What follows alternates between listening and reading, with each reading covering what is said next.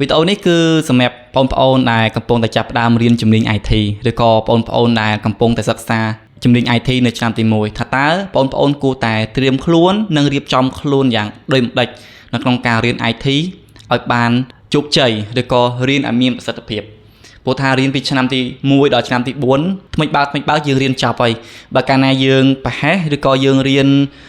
លំទេពេលយើងរៀនចប់ទៅលទ្ធផលគឺវាតាមនឹងដែរអញ្ចឹងថាតើបងប្អូនគួរតែត្រៀមខ្លួនដូចម្តេចដើម្បីរៀនឲ្យបានជោគជ័យចំពោះជំហានទី1ដែលបងប្អូនត្រូវតែត្រៀមនោះតាក់ទងជាមួយនឹងភាសាគឺភាសាអង់គ្លេសសំខាន់ខ្លាំងណាស់ភាសាអង់គ្លេសបងប្អូនត្រូវតែយល់ដឹងទៅលើភាសាអង់គ្លេសមិនចាំបាច់ឲ្យបងប្អូនខ្លាំងលើភាសាអង់គ្លេសឬក៏បងប្អូនច្បាស់ដូចតាក់ទងជាមួយនឹងវេយ្យាករណ៍មិនបាច់ professional ខ្លាំងដូចគេអ្នករៀនអក្សរសាស្ត្រអង់គ្លេសបងប្អូនមានជំនាញអាចអានបានអាចយល់បានចេះមកល្មមដែលបងប្អូនអាចគិតថាខ្លួនឯងអាចនិយាយបានឬក៏ប្រើប្រាស់នៅក្នុងទំនាក់ទំនងទូទៅ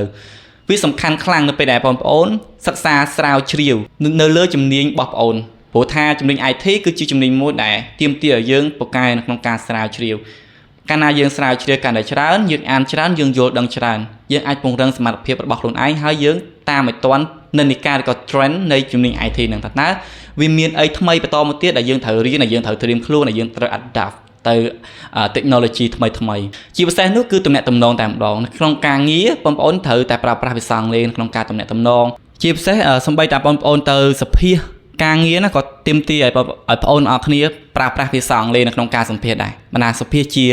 ភាសាអង់គ្លេសតែម្ដងអ្វីដែលបងប្អូនត្រូវត្រៀមបន្ទាប់នោះគឺកុំព្យូទ័រសំខាន់ខ្លាំងណាស់កុំព្យូទ័របងប្អូនត្រូវតែមានកន្លែងនេះមិនចាំបាច់ថាបងប្អូនត្រូវតែមានកុំព្យូទ័រល្អប្រើប្រាស់ទេសម្រាប់បងប្អូនដែលមានជីវភាពខ្សត់ខ្សោយអាចពិចារណាទៅលើកុំព្យូទ័រដែលមានតម្លៃ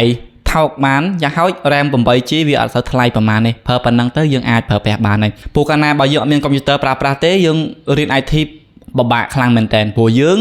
រៀន IT យើងដឹងតែយើងរៀនតាក់ទងជាមួយនឹងកុំព្យូទ័រយើងត្រូវតែច្បាស់តាក់ទងជាមួយកុំព្យូទ័រហើយយើងត្រូវចេះបង្កើតកម្មវិធីធ្វើកម្មវិធីទាំងអស់ហ្នឹងវាតាក់ទងជាមួយនឹងការប្រើប្រាស់កុំព្យូទ័រដល់ពេលយើងអត់មានយើងពិបាកនៅក្នុងការរៀនក្រៅពីកុំព្យូទ័រទាំងអស់គ្នាអ្វីដែលចាំបាច់បំផុតនោះគឺ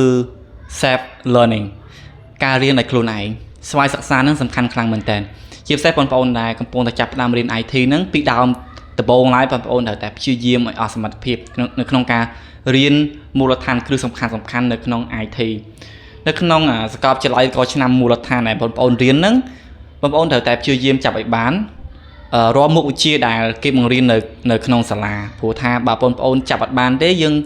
អាចនឹងបាក់ទឹកចិត្តយើងរៀនអត់យល់ហើយយើងតាមអត់ទាន់យូរទៅយើង lose interest ឬក៏យើងបាត់ចំណាប់អារម្មណ៍ទៅលើជំនាញ IT ហ្នឹងអញ្ចឹងបងប្អូនអ្វីដែលបងប្អូនត្រូវធ្វើគឺចំណាយពេលរៀនវាឲ្យបានច្រើនស្រាវជ្រាវហើយចាប់ឲ្យទាន់អីដែលគេបរៀនធម្មតាពេលដែលចូលដំបូងវាពិបាកខ្លាំងហើយសម្រាប់បងប្អូនអរគ្នាព្រោះ concept IT ឬក៏ដូចតាក់ទងមួយ programming concept អីវាថ្មីសម្រាប់បងប្អូនអរគ្នាអញ្ចឹងវាអាចនឹងពិបាកតែអីដែលបងប្អូនអាចធ្វើបានបងប្អូនអាចព្យាយាមសិក្សាស្រាវជ្រាវដោយខ្លួនឯងតាមគេហទំព័រតាម website នៅលើអ៊ីនធឺណិតសួរ AI ខ្លះទៅដូច ChatGPT Claude AI Claude Magno ទេច្រើនអញ្ចឹងបងប្អូនអាចព្យាយាមស្វែងយល់ពី concept IT ពេលណាដែលគេបរៀនអីមួយដែលបងប្អូនយល់បងប្អូនព្យាយាមសួរអញ្ចឹងបានថាអីដែលបងប្អូនត្រូវតែព្យាយាមដោយខ្លួនឯងនោះគឺយល់ឲ្យបានច្រើនតាមដែលអាចធ្វើទៅបានហើយស្វ័យសិក្សាឲ្យបានច្រើនបំផុតតែម្ដង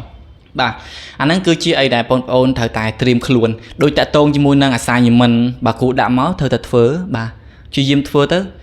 យើងរៀនស្រាវជ្រាវចេញពីមូលដ្ឋានតិចតួចហ្នឹងទៅវាជាដូចជា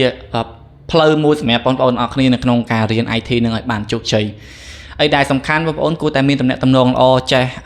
ចូលរួមតាម community platform ផ្សេងឧទាហរណ៍ដូច Telegram channel បាទដូចគ្រប់ឆាតជាដើមចូលជាមួយគេព្យាយាមតាមឲ្យតាន់គេចែកម្លែកអីមួយបងប្អូនត្រូវតែដឹងបាទអាចយល់បានច្រើនគឺកាន់តែល្អតាក់ទងជាមួយនឹងអីដែលបងប្អូនកំពុងតែរៀននឹងអូខេប៉ុណ្នេះជាមូលដ្ឋានគ្រឹះសម្រាប់បងប្អូនទាំងអស់គ្នាអញ្ចឹងសកម្មភាពបងប្អូនទាំងអស់គ្នាអាចត្រៀមខ្លួនបានល្អហើយរៀន IT ជោគជ័យបាទអរគុណច្រើន